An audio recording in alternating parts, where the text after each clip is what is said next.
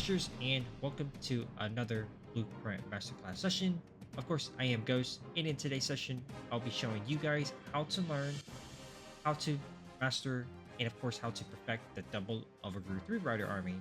In the second chapter, we'll kind of cover analyzing on every different style of bases. You name it, we're going to have anti-2, we'll throw a box there, we'll throw a diamond, potential invis tower bases, everything that you could potentially see out there in the battlefield, whether that may be in Legends, ESL, hard mode, any type of bases or clan war leagues. This, hopefully after today's session, it will give you guys a better knowledge and an understanding on how to utilize this army.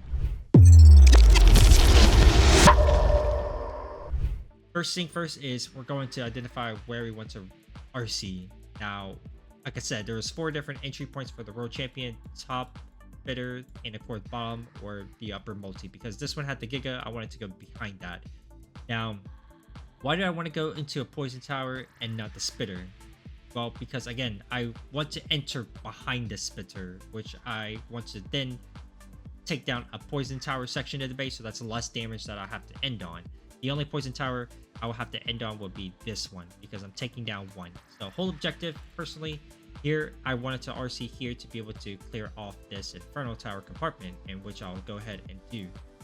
Secondly, for the Root Rider part, like I said, I kind of want to enter behind the spitter, in which this direction. Well, you may be wondering, well, how about that spitter? That spitter can target you. Well, good question. That's where my first overgrowth will cover. My first overgrowth will cover this, the mono, the spitter, and the town hall. King and queen here, I like, since I had the arrow, I'm just going to arrow right off the gate right up here, so that queen can actually go this way. I am going to wall break here so that queen goes in, and with the barbarian king, like I said, I want to keep it out. So I'm going to use the barbarian king to kind of push on this outside to kind of clear these trash, so that way my entire force can kind of stay inside of the base for me and push through here and then backwards towards this side.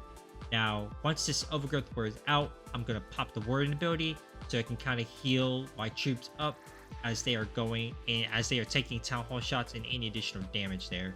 Now, the second overgrowth, really what I did here was to overgrowth this entire back end.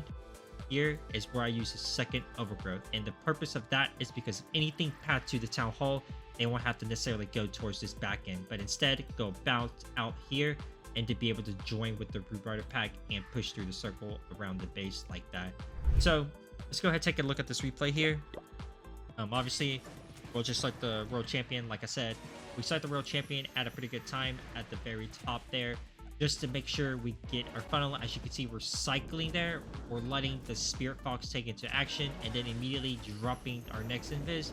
And again, because the timer is really not so efficient here, but if it was an actual hit, you'll be able to actually see the actual timer and how I dropped the invis though. But anyways, world champion, getting the top compartment, like I said, the poison tower, and I am actually not cycling here. I'm kind of just overlapping my invis. And the main primary reason of that is because I didn't want the town hall to kill my fox. Again, keeping the fox alive is very important. If you won't always be able to keep your fox alive, but in cases and scenarios where you're able to, it's actually very great here.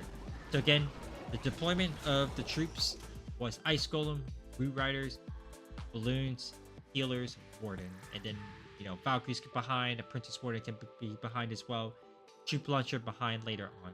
So that was the exact order of the drops on what I did. It seemed like it was very fast, and it's because I'm playing double bar, so it kind of helped and drop for the ease of drops. I'm switching very instantly because I want to have the full force coming instantly, all working together. Healers on Root instantly, Balloons, Valks, Princess Warden, RC, everything together. So again, Giant Arrow came off the funnel as well, so any Valkyries that was on the outside, everything just goes in at this angle and kind of works that way. So that's what that was for with that Giant Arrow. So again, here we go with the Giant kind of taking for the queen. We have our first overgrowth place, and it's very early, and that is because I didn't have to take town hall shot as the Root Riders were pushing in the base.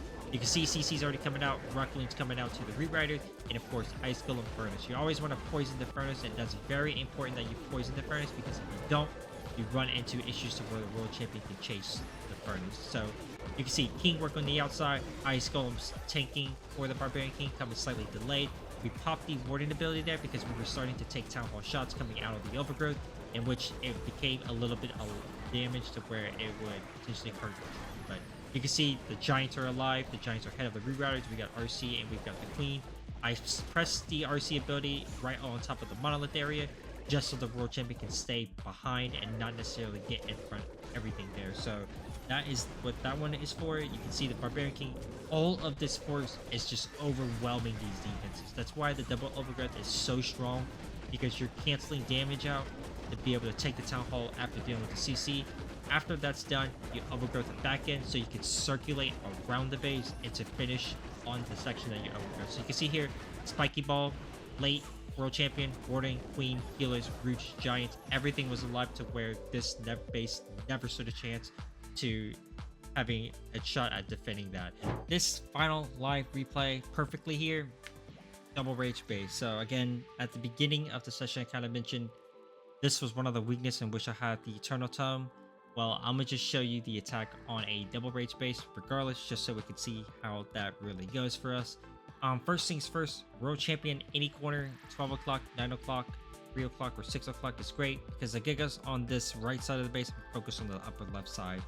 So, ultimate goal is to get my RC into the mortar here, kind of let her funnel herself towards the left side of the base so that I can enter on the 9 o'clock side, push through the Town Hall.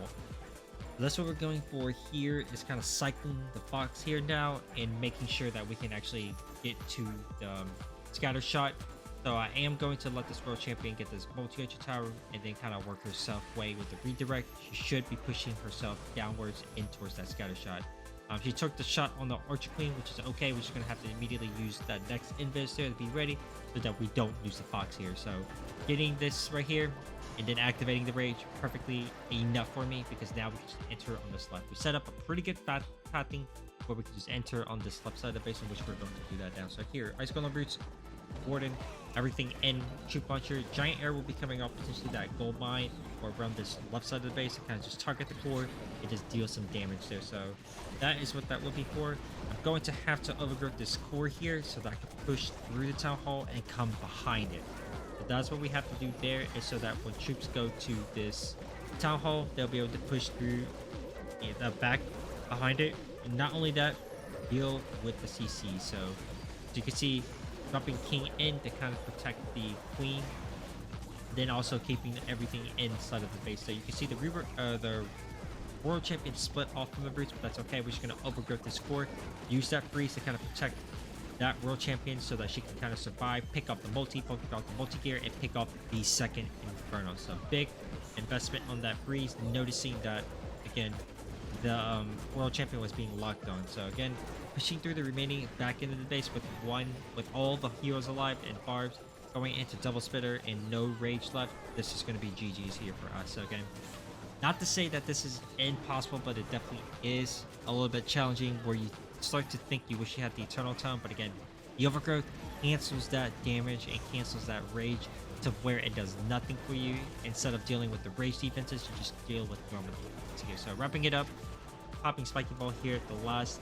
few buildings here and getting the triple on the board. So again, working on every single style of base. This is what this army composition is probably one of the best in the game for Group Riders. This is the overall army composition. Hopefully you guys have a better knowledge on the army, but most importantly feel a little bit comfortable after today.